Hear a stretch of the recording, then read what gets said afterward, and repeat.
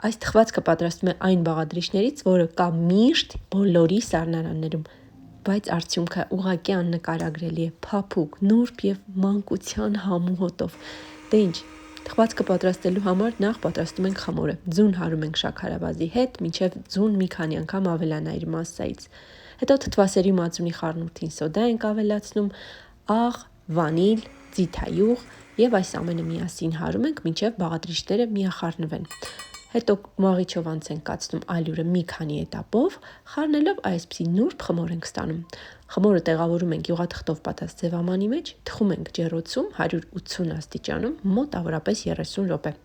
Այսպես անուշ կարմրելուց հետո դուրս ենք բերում, հեռացնում ենք յուղաթուղթը, թողնում ենք մինչև վերջ հովանա։ Հովանալուց հետո բիսկվիթի եզրերը հավասարեցնում ենք 1-2 սանտիմետրի չափով կտրատելով եւ մի կողմ ենք դնում։ Բիսկվիտը բաժանում ենք երկու հավասար մասերի, հետո ըստ ցանկության կարող եք նաեւ այդ մասերը բաժանել եւս երկու հավասար մասերի։ Հետո բոլոր շերտերին առատորեն ջեմ ենք քսում, ես ծիրանի ջեմ եմ վերցրել, մինչև ամենավերջին շերտին։ Կողքերից մնացած խմորից փշուր ենք պատրաստում եւ ամբողջությամբ տորթը փշուրապատում ենք։ Թե ինչքան նուրբ ու փափուկ է ստացվել, դա դուք տեսնում եք, իսկ համն ու բույրը պարզապես աննկարագրելի է։ Սա ձեզ կտանի հաստատ ձեր մանկության ամենաքաղցր հիշողությունները։